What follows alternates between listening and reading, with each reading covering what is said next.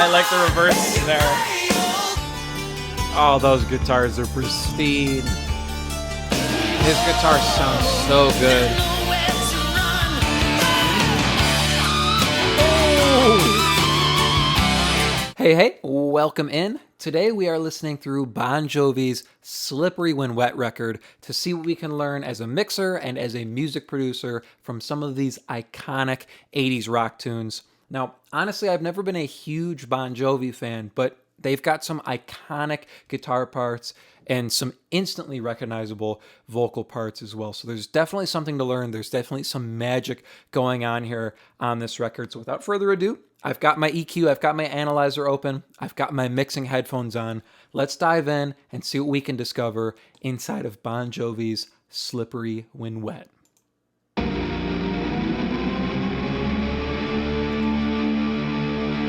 That's a pretty beefy guitar sound. Oh.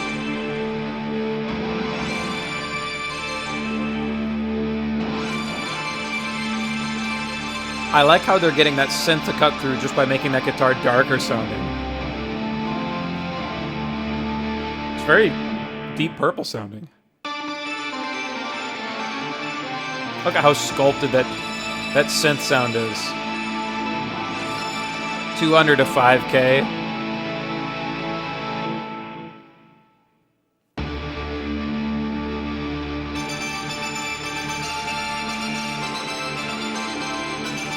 It's definitely got some weight to it too. There's like a little bit of 80 floating down here.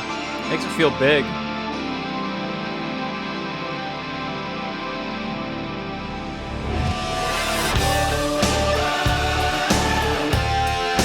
I love the chanty background vocals.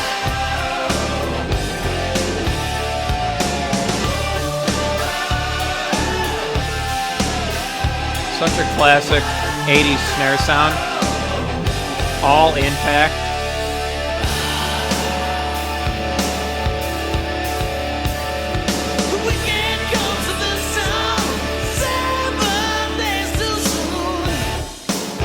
His vocal's sitting in an interesting spot. It's sitting at like 1.5K.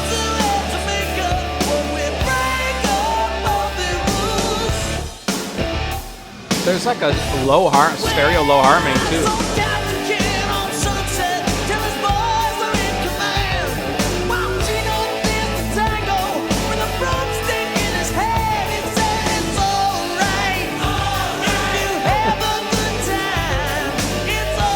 I love the chanty background vocals.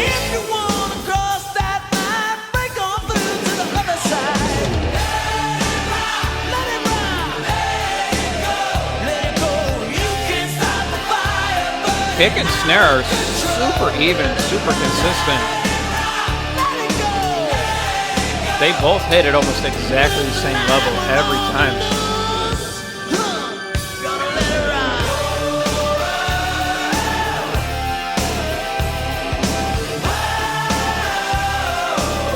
Honestly, it looks like all of the vocals are parked in this one spot here, like 500 to 2K.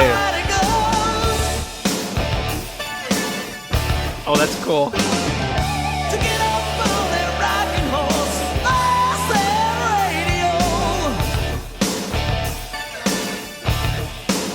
They've got the guitar just off to the one side there, which is kind of cool in that verse section, and then one on the right drops into these chorus sections, these pre-chorus sections.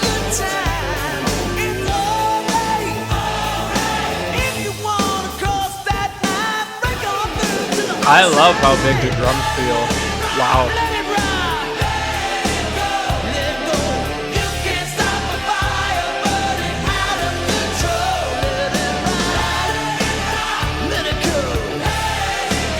The bass is actually really beefy too. It's like right at 0 here in the sub. And it's just this nice bottom end pulse that sits right with the kick drum.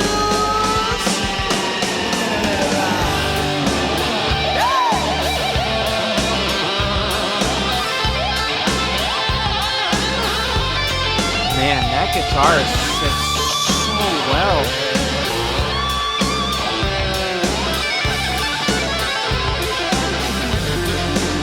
It sits just above that vocal, so it has a little bit more edge to it.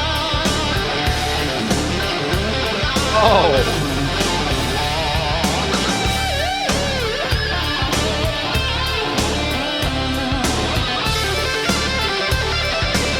Jeez. What a monster solo.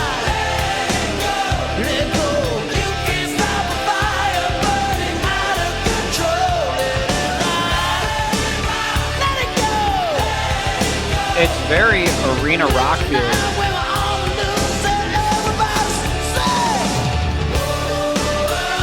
I was waiting to hear some toms. They're super dark, it felt like.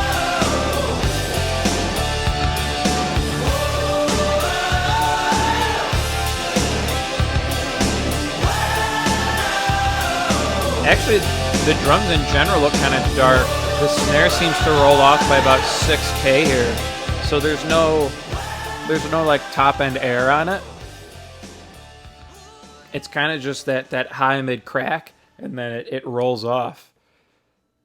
Very big sounding though. So that's our opening track there on the record. If you like this kind of stuff, if you feel like you're learning a lot from these album reactions like this, I know I am from analyzing these legendary records like this. If you like this kind of stuff and you want more of this kind of stuff, maybe some exclusive records that I can't do here on YouTube, there's a link in the description.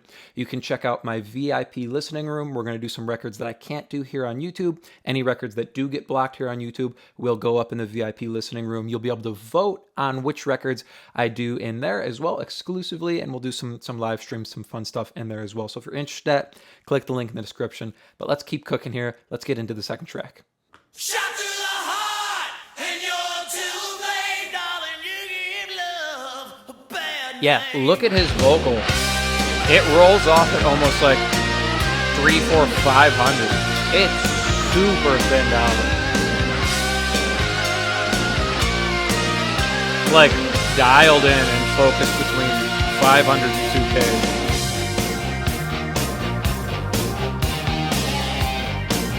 Oh, I never noticed that pan sides before, that organ part. That's cool.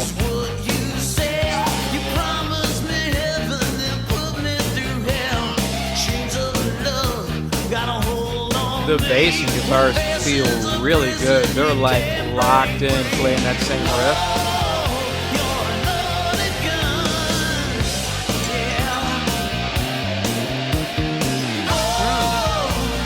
Bass had some good mid-range there when he came up to that fill.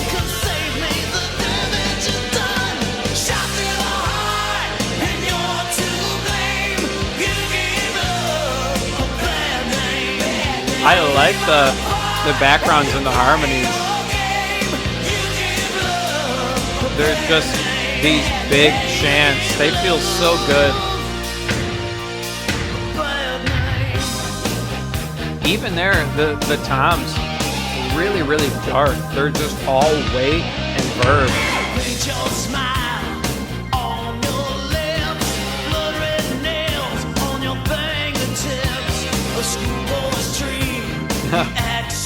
I've never heard that low part before. So many little things.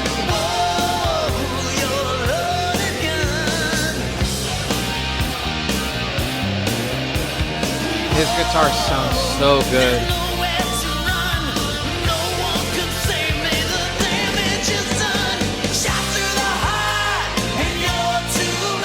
They've got the snare feeling super big. I mean, it's not weighty. You can see where the fundamental is at like 200 is. So it's not really beefy or anything, but the amount of verb and depth they have on it. Ooh. That's actually tucked quite far back in the mix. It's definitely under the kick and snare and his vocals.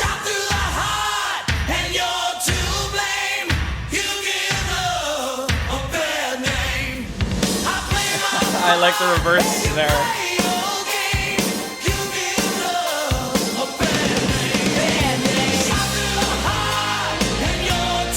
Even the sibilance on the vocals doesn't seem to be super present.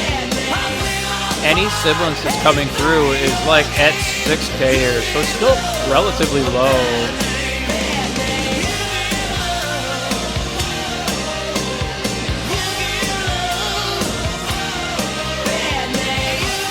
Honestly, everything in the track besides the kick and bass are relatively thinned out. They don't feel that way.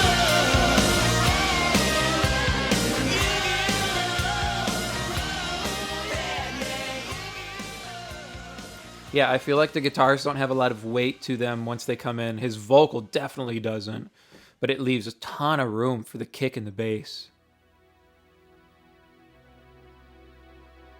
Another just super iconic 80s song here.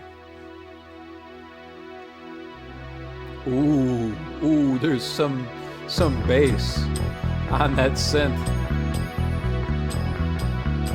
That bass sounds awesome. It's got like just enough of that low mid information to kind of feel big on smaller speakers.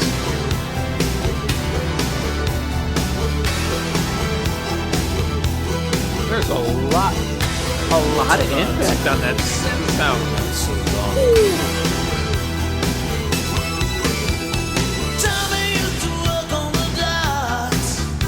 Ooh, I like where his vocal sits here.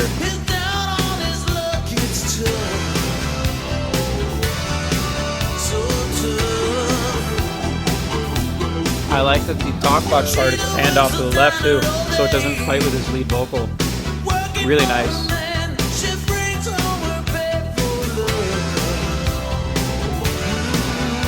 Again, the snare is all in there.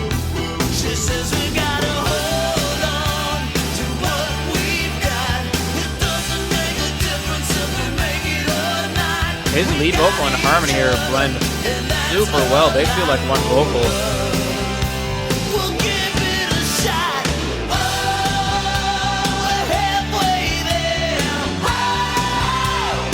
Love those backgrounds there. Those are iconic. And they feel so big too. Yeah, I've never listened to this on headphones before, so I've never noticed the talkbox part is panned off to the left. But it gives it a really great separation between. Yeah.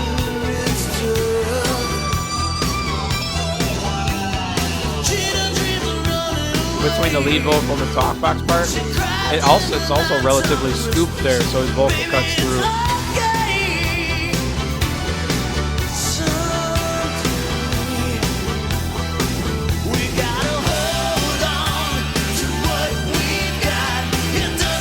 I love how bright the synth is off to the right. It's got a lot of good attack to it.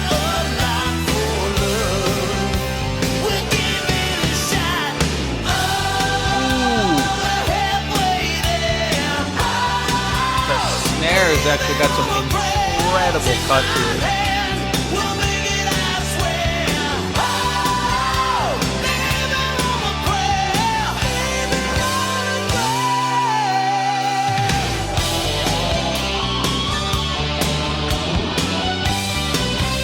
That lead's stereo now.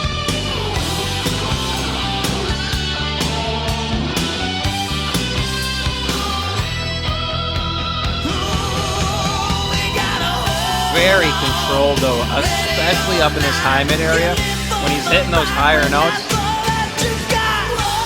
Yeah, nothing's harsh there. His vocal, same thing with his vocal.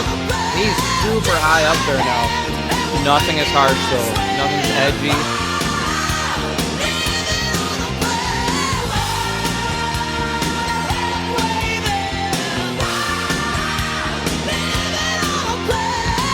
That synth off to the right is just so bright and so shiny.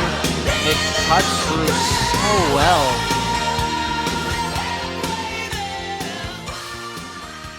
I like that you can kind of see the whole track move with the snare drum because there's just so much crack to it. The whole track just kind of boop every time the snare hits.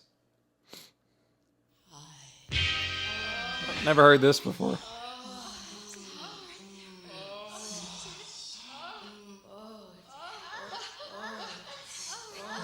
All right, where's this going? Okay. Yeah, look at the guitar there. It rolled off at like 300.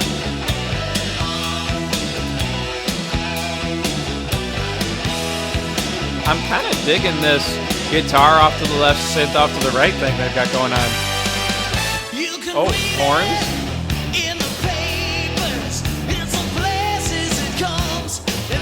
And then they just bring in the double guitar when they need it. Synth drops out and a double guitar or a verb comes in.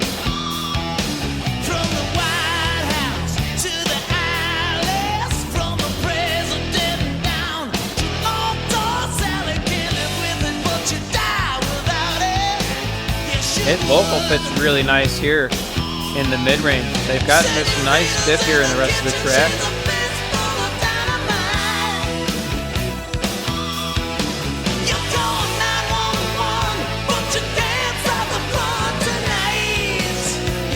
His harmony and his lead blend so well.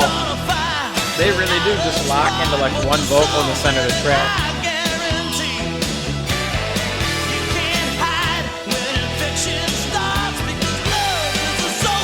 Horn parts are punchy. They've got a lot of impact to them.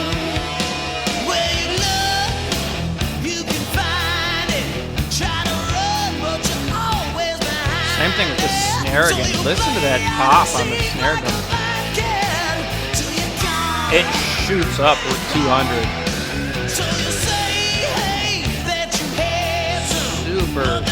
Super attack focused.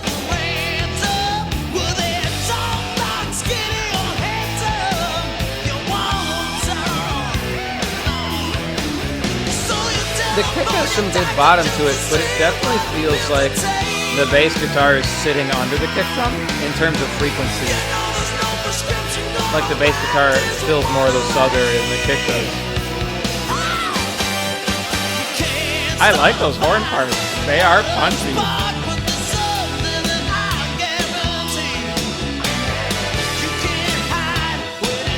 It's kind of cool, the layout they have. The guitar off to the left, synth off to the right, and then the horns like tucked between.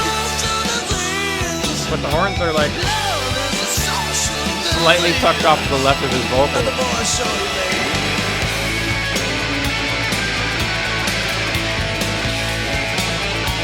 They brought in a shaker on the right. That's kind of cool to keep the track moving.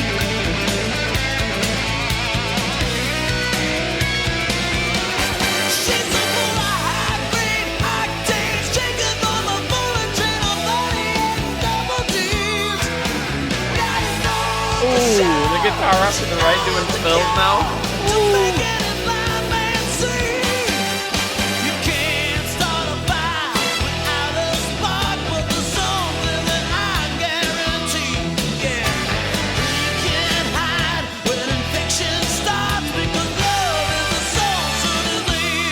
I like those horn parts.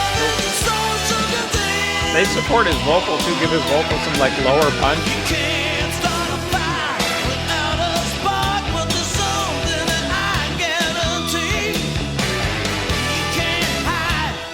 This is a full sounding track, and that synth off to the right kind of just started holding chords. But it's just enough balance for that guitar that it doesn't feel like nothing a shot can't cure.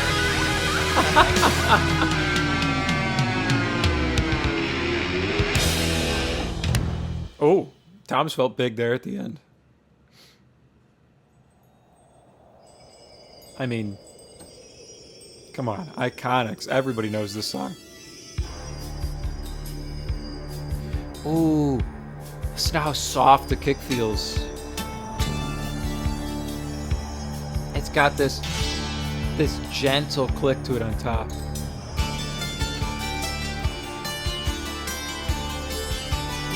Oh, those guitars are pristine.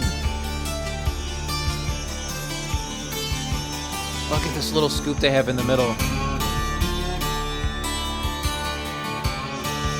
This is probably the brightest thing I've seen on the record so far, though.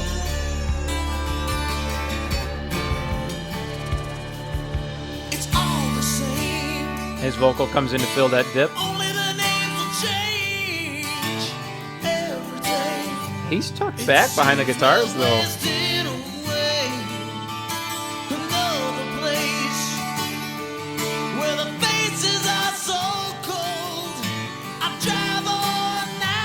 They left some good weight on these guitars in this section. But again, his vocals parked right in the mid-range.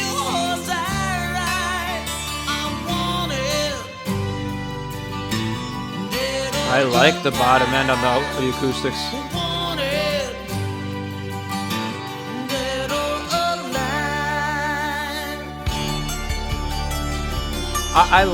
I'm digging the mono synths off to the right.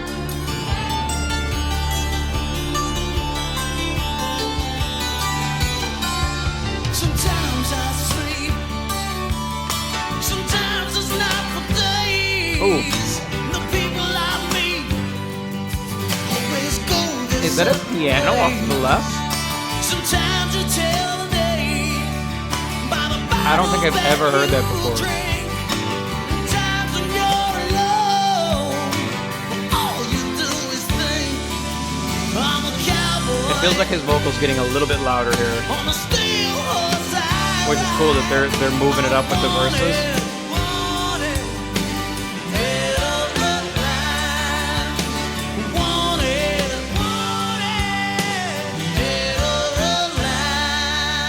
I like that the bass follows the kick there. That's kind of cool.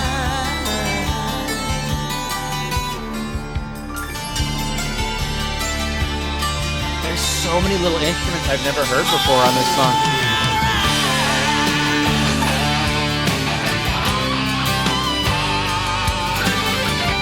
Oh, look how dialed in that guitar is.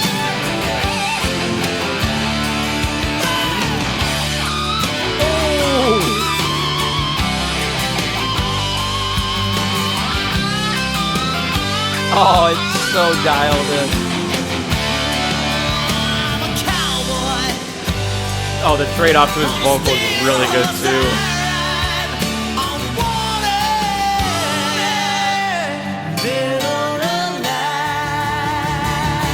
It's so interesting they have him tucked behind those acoustics though, or they definitely ride those up to that section.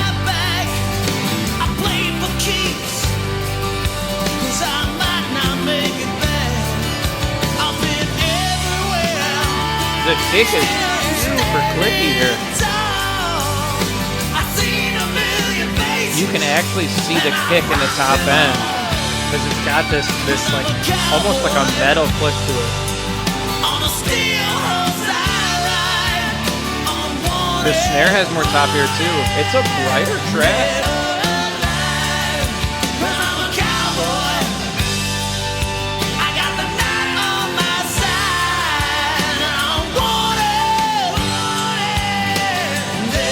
I like where his vocal sits here in the track. It's louder, more out front, and it fills the mid-range of the track out.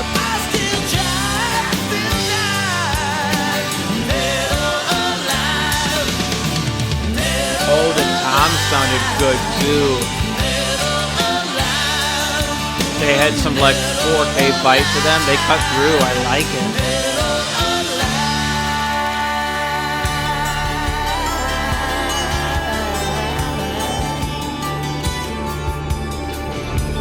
Man, that was just like a masterclass in riding the volume faders for especially your vocal.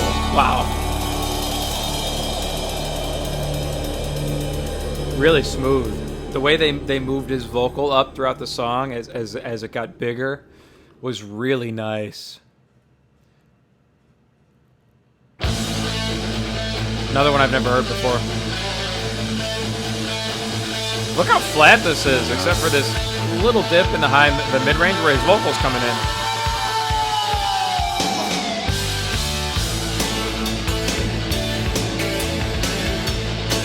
I'm digging this arrangement with the guitar off to the left and the synth off to the right. I like it.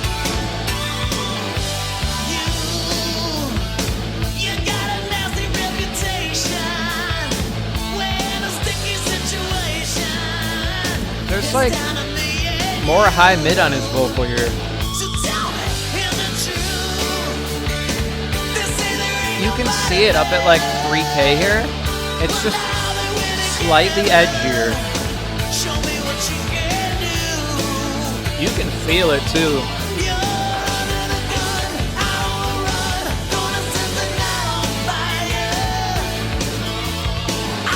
He's tucked back a little bit volume-wise too, but I feel like any further forward, and that would be harsh.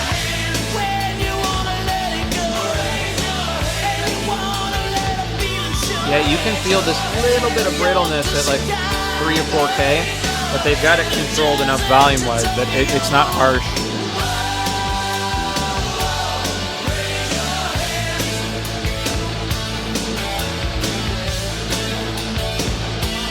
I like how like meaty the kicks feel. They've got this like 60, 70, 80 just bump to them, but not a lot of like super top end. The top end of the kick is more like 2.5.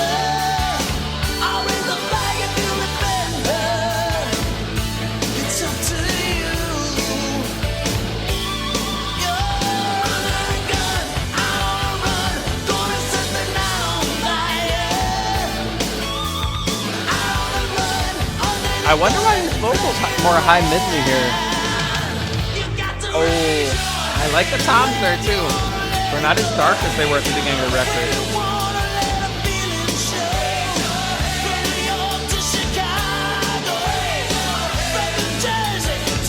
I also like that the background vocals are like tucked in from the guitars. The guitars are like hand wide, and then the background vocals are like just in from that, so nothing's competing for space out to the side. Ooh.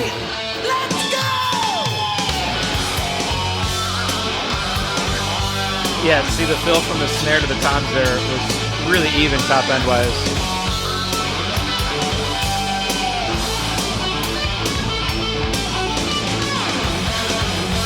I like the solo, it's like leaning to the left. Oh, and then the harmony comes in on the right.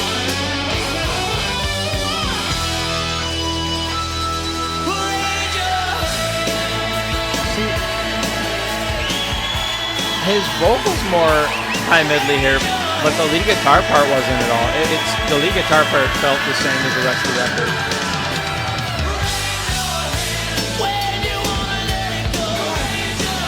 I like how the track kind of thinned out there for that live section. That was kind of interesting.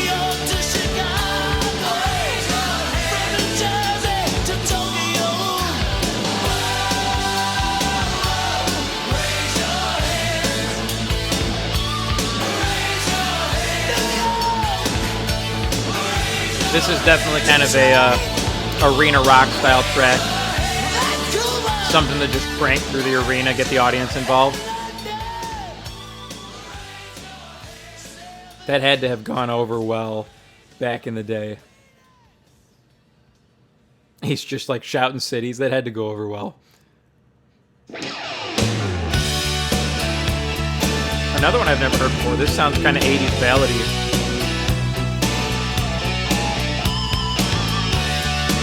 The snare's almost got that like pre-delay pop to it, where you hear the snare and then the reverb pops after it. She wasn't young, but still a child. There was no innocence in fading smiles. She called to me. See, again, his vocal has that high mid to it. So instead of sitting from like 500 to 2K, now he's sitting from like almost like 6, 7, 800 up to like 3, 4K. Interesting.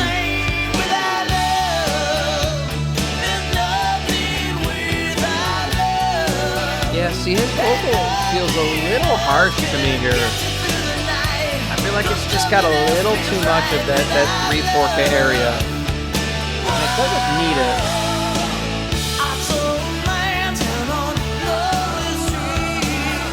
Ooh.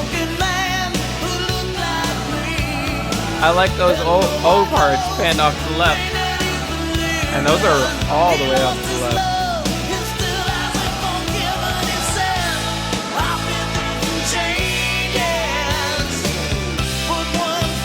His harmony didn't feel harsh there at all.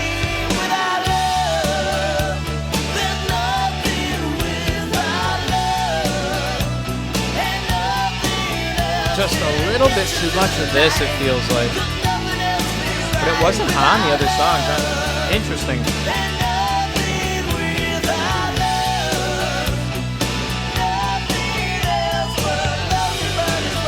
Because the rest of the instrumentation feels the same.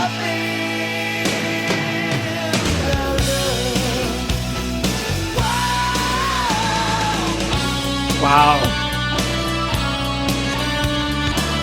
Oh, this is a upfront lead part. And it's doubled with a synth. That's really cool.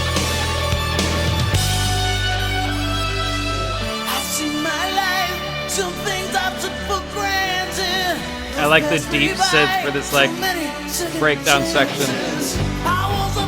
That's cool.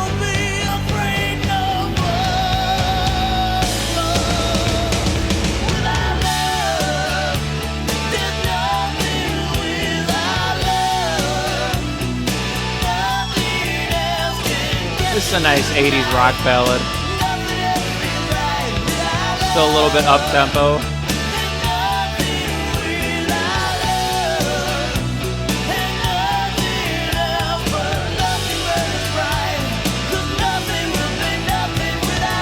I like the kick sound too. The kick feels it's way drier than the snare drum, but I like that it has this like high mid punch to it.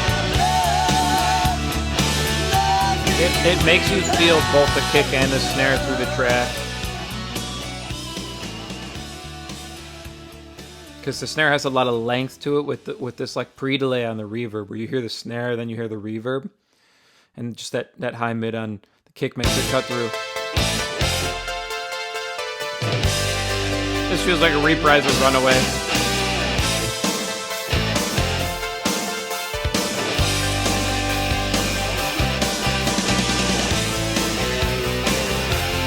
There's a lot of air on the snare drum. Wow.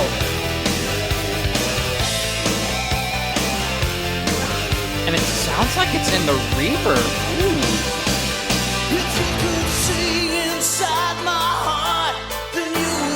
Oh. Big wide synth.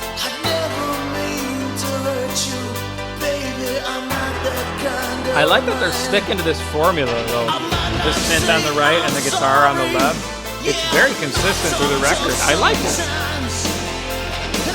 It's very much a statement of like, this is the sound. Get used to it.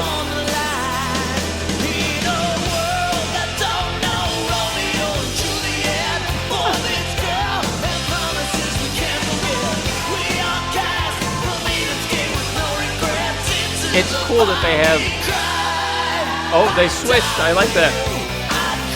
It's cool they have the harmonies either fanned off to the left or fanned off to the right when they're stacked like that, so they don't fight or overshadow the lead vocal. It's a choice to not have them wide, because they're not supposed to be big, but they're just there, and they're not getting in the way of the lead vocal. That's cool.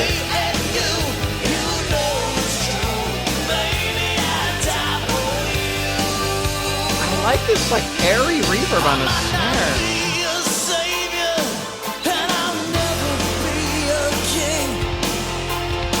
It's like this hi-hat's like in the reverb for the snare drum.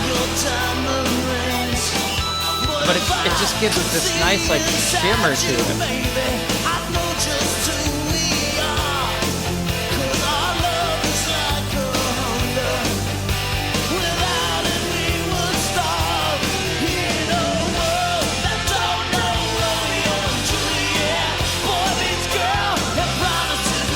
Yeah, the fundamental is definitely lower on the snare drum here, but it's that air that kind of carries the impact.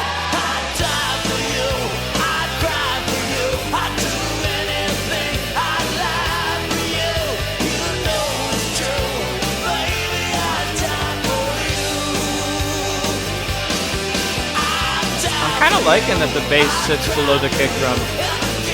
It's just this nice driving support underneath the track. And the kick has more of that high mid click to it, while the bass is just kind of boom, boom, boom, boom underneath.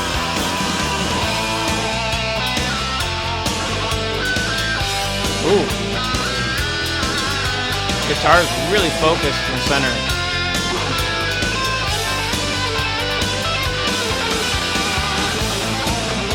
I like that the guitar is never getting like louder than the kick and the snare. It sits right with them.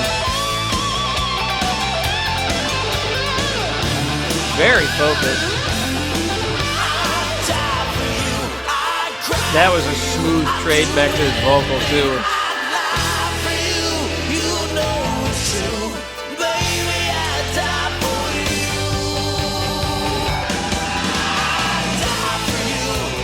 Those vocal swells like into the chorus are kind of cool too.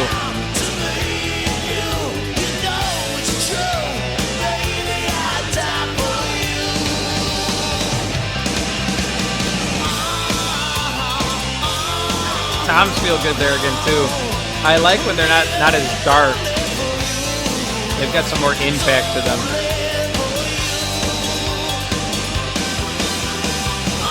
Really nice groove on the drums too.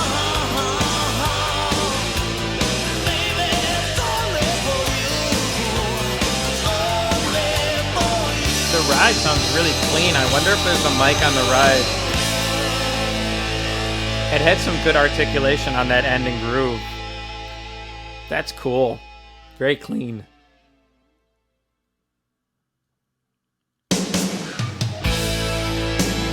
Yeah, I've never heard any of these songs on the back end of the record here. Another kind of like 80s mid-tempo ballad here.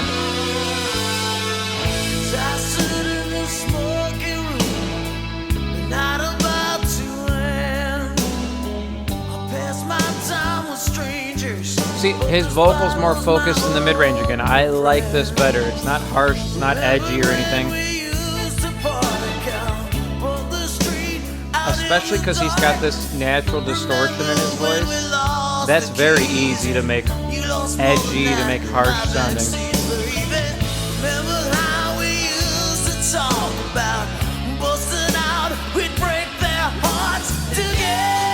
We've got this like delayed reverb thing kind of going again, which is cool. Gives the snare a lot of length.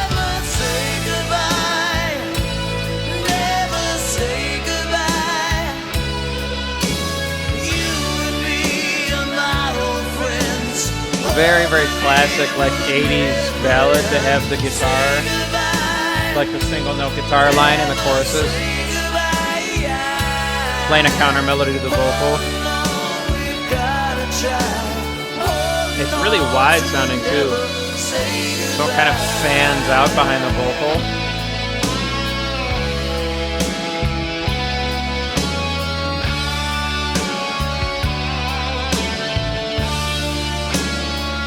It just gives the track this very open sound. Acoustic guitar just dropped in on the right. Okay. That gives the track a different texture. And then an organ off to the left. I like this.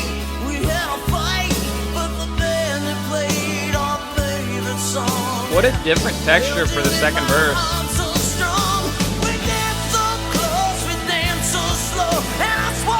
That's such a nice move too. I mean, his vocal's different in the second verse, but just changing the instruments behind it too. A very cool move. Keeps the song interesting too, because something that's slower like this can very easily just start to slog a little bit if it's the same.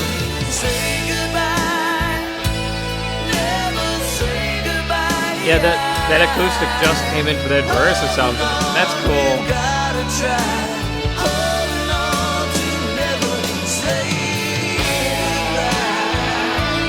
Toms have felt really good all the way throughout the back half of this record.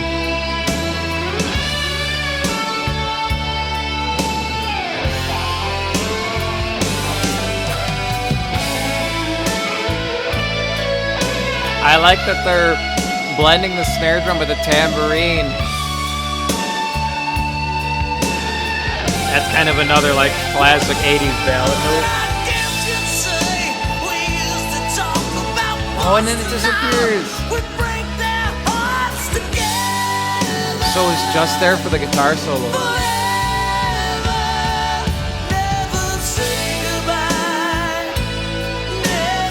His vocal sits in such a good spot here, especially when he hits those higher notes.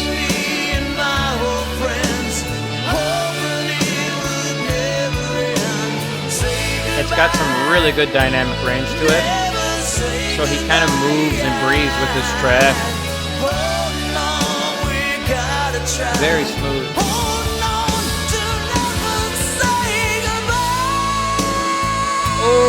Oh, wow.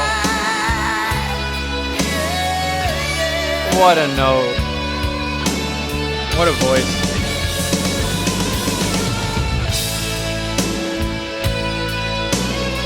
Love how big the snare sounds. This one actually has some weight to it.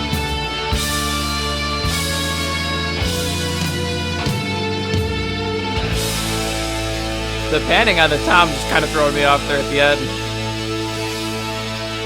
It felt like they went right, left, center. Interesting. That was a good 80s ballad though. That was nice. Start closing track, I think. Another one I've never heard.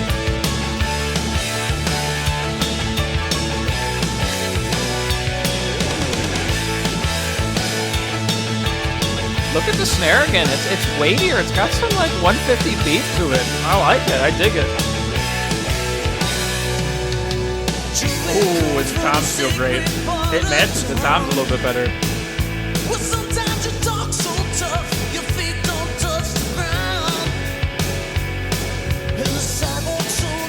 There's a lot more air on this vocal. You can visibly see his vocal jumping up around 7-8K.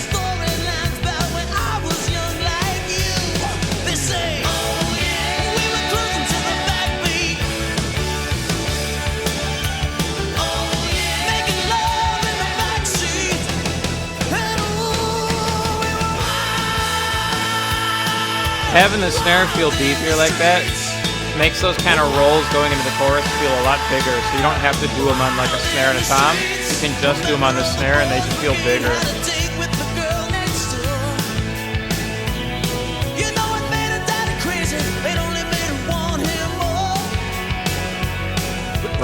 Bringing in a different element for the second verse can just mix it up. Really big fan of that. Such a good move.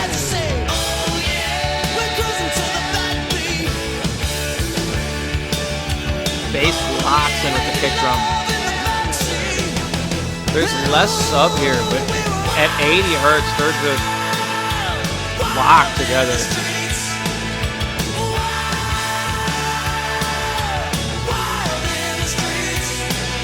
Just those chanty background vocals to support the big note of the chorus.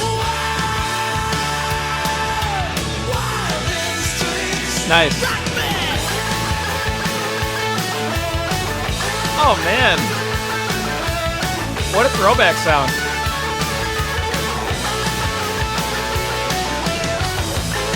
This is cool, the really dry guitar with the parlor piano off to the right. That's neat. Oh.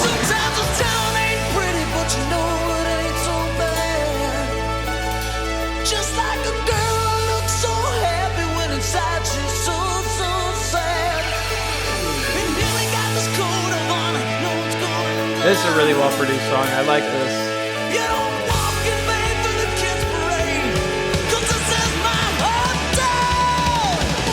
That was a cool fast fill back in the chorus.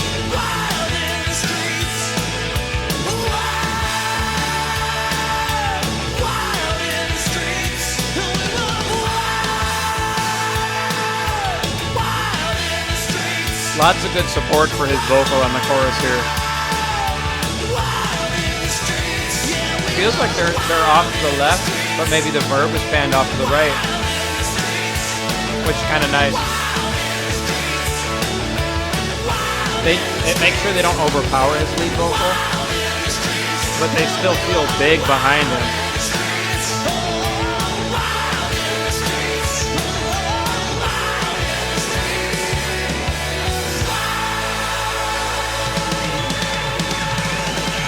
Oh, bringing in a live crowd at the end. That's cool.